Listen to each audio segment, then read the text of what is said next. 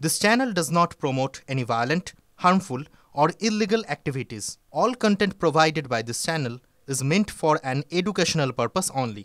Top quality और consistent performance के लिए सिर्फ सिल्वर पंप्स नाम याद रखना।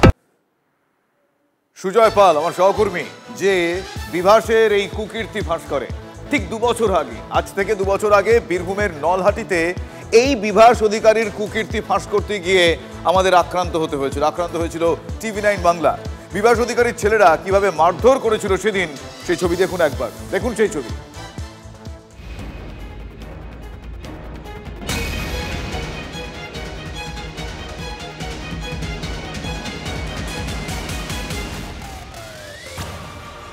বিভাস অধিকারী নিয়োগ দুর্নীতির সুবাদে একটা সময় এই নামটা শিরোনামে চলে এসেছিল। সময়টা 2023-এর ফেব্রুয়ারি। তখন বিভাস তৃণমূলের ব্লক সভাপতি, মিজাজি আলাদা। তার সম্পর্কে খোঁজ খবর করতে গিয়ে হামলার মুখে পড়তে হয় টিভি9 বাংলার দুই প্রতিনিধি সুজয় পাল ও রজত শিকদারকে। বিভাস অধিকারীর দুই ছেলে অর্ঘ্য এবং সায়ন অধিকারীর নেতৃত্বে তাদের ওপর হামলা চালানো হয়।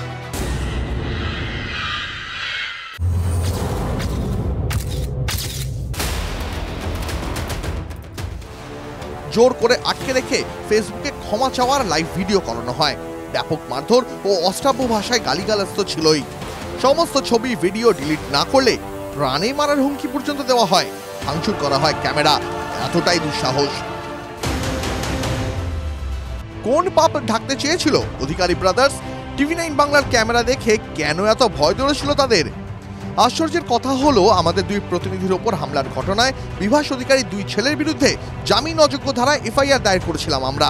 ছিল জোর করে আটকে রাখা, মারধর, সম্পত্তি নষ্ট, হুমকির অভিযোগ। তারপরেও পুলিশ তাদের ধরার সৎ সাহসটুকুও দেখাতে পারেনি। রাস্তায় ফেলে দেওয়া হয়, রাস্তায় ফেলে পেটে বুকে এলো পাথারি লাথি মারা হয় এবং ওখানেই থেমে যায়নি। আমার সহকর্মী রজতের থেকে তার ক্যামেরা এবং আমরা যেটা দিয়ে সরাসরি সম্প্রচার করি, অর্থাৎ যে লাইভ ডিভাইস, সেই লাইভ ডিভাইস এবং এই ধরনের যে মাইক আমরা ব্যবহার করি আমরা সংবাদ সম্প্রচারের ক্ষেত্রে, সেই মাইকটিকে নিয়ে রাস্তায় ভাঙা হয়। এখনও পর্যন্ত সেই মামলায় শুধু চার্জশিট দাখিল হয়েছে, এখনও পর্যন্ত বিচার পর্ব বা পরবর্তী যে প্রক্রিয়া, সেই প্রক্রিয়া কিন্তু শুরু হয়নি। আমরাও ছাড়ার পাত্র নই।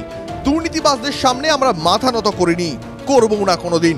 যত মারবে মেরে নিক, খবর চেপে রাখতে পারবে না, এই গ্যারান্টি একমাত্র আমরাই দিতে পারি। Bureau report, TV nine Bangla. Trinamool কংগ্রেসের প্রাক্তন নেতা জালিয়াত বিভাসের কুকীর্তি ফাঁস করতে গিয়ে হামলার শিকার হতে হয় টিভি9 বাংলাকে। আমাদের প্রতিনিধি সুজয় এবং রজতকে বেধড়ক মারধর করে বিভাসের ছেলেরা। থানায় এফআইআর দায়ের হলেও 2 বছরেও কোনো পদক্ষেপ পুলিশ করেনি। সেই বিভাসকে অবশেষে জালিয়াতির দায়ে গ্রেফতার করল উত্তরপ্রদেশ পুলিশ।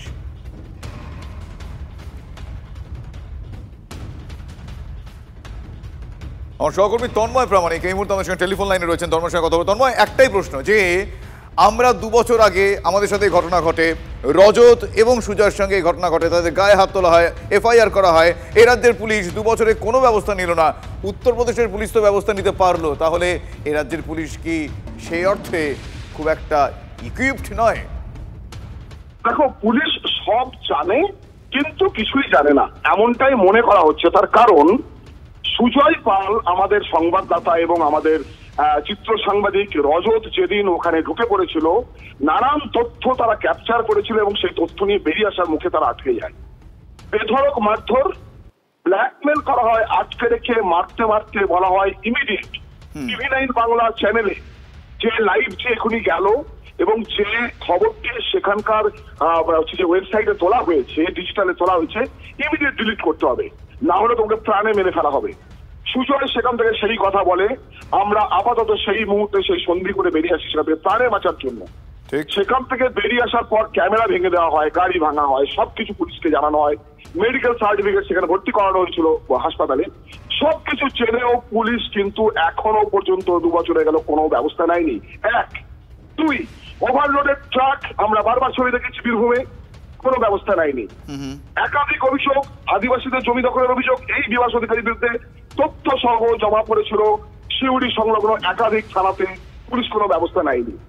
এখানে খাস জমি দখল হয়েছে সরকারের, বিরোধী রাজনৈতিক কর্মীরা উইথ ডকুমেন্টস থানায় এবং অন্য জায়গাতে তারা অভিযোগ জানান, কোনো ব্যবস্থা নেয়নি পুলিশ। কিন্তু আমরা শিব ঠাকুরের নাম শুনেছি, বীরভূমের। শিব ঠাকুর একটা 3 লাইনের বাংলায় লিখেছিলেন, আমাকে গলাটিতে ধরে মারার চেষ্টা করেছিল। 9 মাস পরে সেই 3 লাইন থানায় পৌঁছানোর পর পুলিশ এতটাই অ্যাক্টিভ হয় যে তারা চলে যায় আসানসোল জেলে। জেলবন্দি বিচারাধীন, সিবিআইয়ের কাছে যে বিচারাধীন ছিল, অনুব্রত মণ্ডলকে অ্যারেস্ট করে নিয়ে চলে আসে। কিন্তু এইগুলো পুলিশ দেখতে পায় না বীরভূমে। সেই বিভাস অধিকারী যে নিয়োগ দুর্নীতিতে যুক্ত বলে একাধিক অভিযোগ, একাধিক ভুয়ো কাজকর্ম, ভুয়ো সংস্থা, মানুষকে প্রতারণা করা, মুর্শিদাবাদ বীরভূমের প্রচুর যুবককে টাকা নিয়ে চাকরি দেওয়ার নামে প্রতারণা করা, সেই অভিযোগও রয়েছে। পুলিশ এগুলো দেখতে পায় না। আমার রাজ্যের পুলিশ তারা অভিযোগ পেয়েছেন কিন্তু কোনো ব্যবস্থা নেয়নি, এমনটা গুরুতর অভিযোগ। অথচ নয়ডা পুলিশ তাকে ধরলো এবং গুরুতর অভিযোগ। অত্যন্ত গুরুত্বপূর্ণ বিষয় উল্লেখ করেছো তুমি তন্ময়, অত্যন্ত গুরুত্বপূর্ণ বিষয় উল্লেখ করছো। সত্যিই তাই, এ রাজ্যের পুলিশ বোধহয় বেশ কিছু ক্ষেত্রে দেখেও দেখতে পায় না। এটাকেই বোধহয় পার্সিয়ালিটির চূড়ান্ত উদাহরণ বলা যেতে পারে।